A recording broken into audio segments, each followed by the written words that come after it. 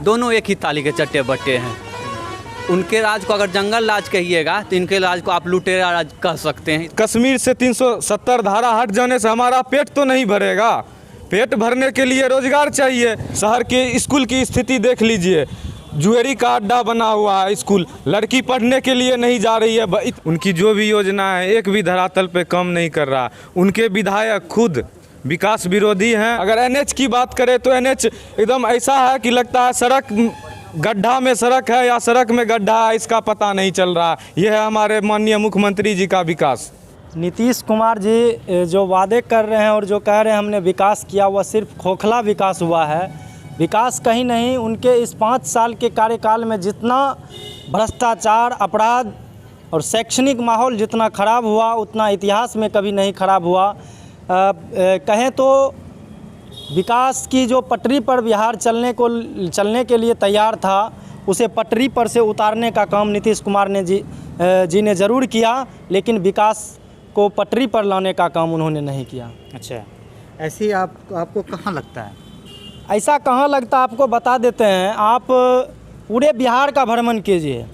उन्होंने पिछले बार जब इलेक्शन था विधानसभा चुनाव का, उन्होंने कहा था कि बिहार का कोई ऐसा सड़क नहीं होगा और बिहार का कोई ऐसा ज़िला नहीं होगा जहाँ से पटना आने में 2 घंटा से ज़्यादा लगे।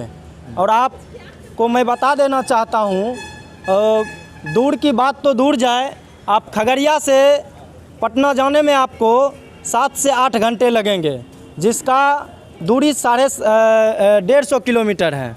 यहाँ पर जाने में जब 7 से 8 घंटा लगता है तो आप इससे अंदाज़ा लगा सकते हैं बिहार के कोने कोने से जो दूर दराज के जो ज़िला हैं वहाँ से जाने में, पटना जाने में कितना समय लगेगा। अच्छा, आपको क्या लगता है कि नीतीश कुमार ने बिहार में विकास किया है?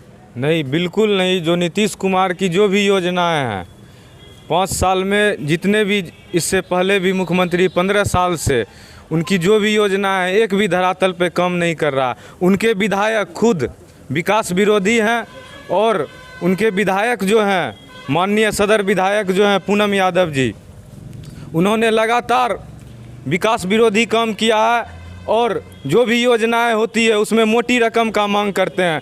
शहर से सटा हुआ दियारा क्षेत्र है, शहर से महज 5 किलोमीटर की दूरी पर अवस्थित क्षेत्र है, लेकिन अब तक वहां जाने के लिए एक भी रोड का साधन नहीं है। पुल बनने की बात उन्होंने की, पुल का सेंक्शन हो गया, लेकिन उन्होंने इतनी मोटी लेवी मांगा ठेकेदार से, जो ठेकेदार भाग के चले गए हैं। आज तक पुल का निर्माण नहीं हो पाया, ना रोड की व्यवस्था सही है। और जहां तक हम शिक्षा की बात करें, अगर आप दियारा क्षेत्र का तो छोड़ ही दे, वहां पर पेपर पे ही स्कूल चलता है। और जहां तक हम शहर की बात करें तो शहर में भी ऐसे स्कूल हैं बहुत सारे जो हाई स्कूल होते हैं, जिनका अध्यक्ष माननीय विधायक जी होते हैं, लेकिन शहर के स्कूल की स्थिति देख लीजिए, जुएरी का अड्डा बना हुआ है स्कूल, लड़की पढ़ने के लिए नहीं जा रही है। इतना भय का माहौल हो गया है। लड़की कन्या विद्यालय की अगर बात करें तो वहाँ लड़की लोग पढ़ने के लिए नहीं जा रही है। ये है नीतीश कुमार का विकास। और जो अगर हम सड़क की बात करें तो कोई भी ऐसी सड़क नहीं है। अगर एनएच की बात करें तो एनएच एकदम ऐसा है कि लगता है सड़क गड्ढा में सड़क है या सड़क में गड्ढा है, इसका पता नहीं चल रहा। यह है हमारे माननीय मुख्यमंत्री जी का विकास। लेकिन नीतीश कुमार तो प्राइम मिनिस्टर मोदी के साथ मिलकर काम कर रहे हैं, तो उसके हिसाब से तो काम करने चाहिए ना? नहीं, जो माननीय प्रधानमंत्री जी जो हैं वो भी बहुत सारे दावे किए कि 2 करोड़ लोगों को रोजगार देंगे। कहाँ है रोजगार? सभी युवा अभी बेरोजगार बैठे हुए हैं। बोलते हैं पकोड़ा तलने के लिए मजबूर कर दिए हैं, सभी युवा रोड पे हैं। यहाँ कहाँ पे ना रोजगार है, ना कोई विकास की बात होती है, यहाँ सिर्फ जुमलेबाजी की बात होती है। प्राइम मिनिस्टर मोदी ने जो वादा किया था 3 तलाक बिल हटाने, कश्मीर से धारा 370 हटाना, राम मंदिर का निर्माण कराना, वो सब तो हो रहा है। अब 3 तलाक, चाहे कश्मीर से 370 धारा हट जाने से हमारा पेट तो नहीं भरेगा। पेट भरने के लिए रोजगार चाहिए, रोजगार की व्यवस्था नहीं है, शैक्षणिक माहौल ख़राब है। आप शिक्षा दीजिएगा तब आदमी को रोजगार मिलेगा। चाहे वैसा अगर हम बिहार की बात करें तो एक भी 15 साल से दोनों अलायंस में हैं, एक भी ऐसी फैक्ट्री नहीं लगी जो युवाओं को रोजगार दे सके, जिससे आदमी का भरण पोषण हो। यहाँ से बिहार से मजदूर पलायन कर रहे हैं। आप देख लीजिए लॉकडाउन में मजदूर की क्या स्थिति हुई, बिहार से बाहर जाके काम कर रहे हैं, वहाँ फंसे हैं, लोग भूखे मरने के लिए मजबूर हैं। ये सिर्फ जुमलेबाजी है और कुछ भी नहीं है। विकास के नाम पे यहाँ कुछ नहीं हुआ है बिहार में। अच्छा, आखिर जो यहाँ के वोटर हैं उनके साथ धोखा क्यों हो रहा है? वोटर के साथ एकदम धोखा हो रहा है, क्योंकि वे लोग बस वोटर के सेंटीमेंट से खेलते हैं। उनको पता है कि हम लोग हिंदू मुस्लिम, जब वोट का टाइम आएगा तो उसको हिंदू मुस्लिम याद आएगा, धारा 370 याद आता है, 3 तलाक याद आता है। ये सब लोगों के सेंटीमेंट से खेल के उसका वोट लेने का काम करते हैं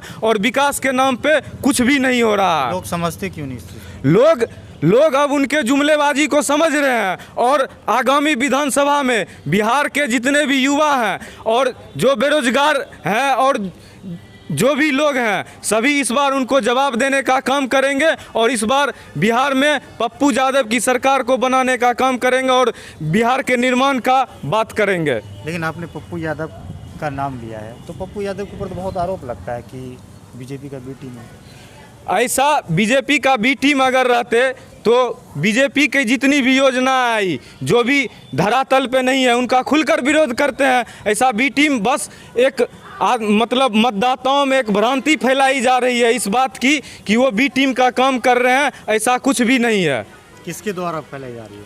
बस विपक्ष के पक्ष के द्वारा, सभी के द्वारा इस तरह की भ्रांति फैलाई जा रही है। क्योंकि जिस तरह से पप्पू यादव जी ने लगातार बिहारियों की मदद के लिए जहां भी घटनाएं होती है बढ़ चढ़ कर जिस तरह से हिस्सा ले रहे हैं और पुरानी पार्टियों को एक अंदर भय का माहौल पैदा हो रहा है कि कहीं ये सरकार में आ जाए तो हम लोग का दुकान बंद हो जाएगा, इसलिए कि इस तरह की भ्रांति फैलाई जा रही है। देखा होगा आपने, जैसे पटना में फार्मर बिल के अगेंस्ट में जो रैली निकली थी, जी। तो वहाँ पे जो आपके ये जाप के जो कार्यकर्ता है उसके ऊपर बीजेपी के कार्यकर्ता द्वारा हमला भी हुआ है, तो उस पर क्या कहेंगे? जिस तरह से बीजेपी, हम लोग जिस तरह से जाप के कार्यकर्ता वहां जाके एक तरह से प्रदर्शन कर रहे थे कि आपकी सरकार है, आपके घर, आपके ऑफिस के आगे हम लोग प्रदर्शन कर रहे हैं। हम लोग तो वैसा कुछ नहीं किया था, हम लोग सिर्फ प्रदर्शन करने का काम कर रहे थे। लेकिन जिस तरह से उन्होंने हम लोगों के जाप के कार्यकर्ता के ऊपर कायराना हमला किया है, इसकी जवाब जनता देगी। आगामी विधानसभा में इसका एकदम मुंहतोड़ जवाब मिलेगा और हम लोग इस चीज़ के लिए हम लोग सभी कार्यकर्ता इस चीज़ का जवाब देंगे। और अच्छा, अभी हम जो आपसे बात कर रहे हैं ये किस विधानसभा में लगता है? हम लोग खगड़िया विधानसभा में, खगड़िया विधानसभा की बात कर रहे हैं। यहाँ खगड़िया विधानसभा में आता है ये। अच्छा, खगड़िया विधानसभा में आता है।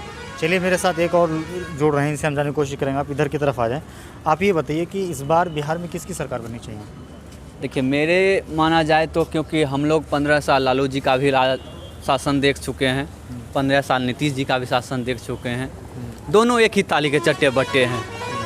उनके राज को अगर जंगल राज कहिएगा तो इनके राज को आप लुटेरा राज कह सकते हैं। इसमें कहीं कोई शिक्षा, स्वास्थ्य और रोजगार मेन मुद्दा हम यही जानते हैं।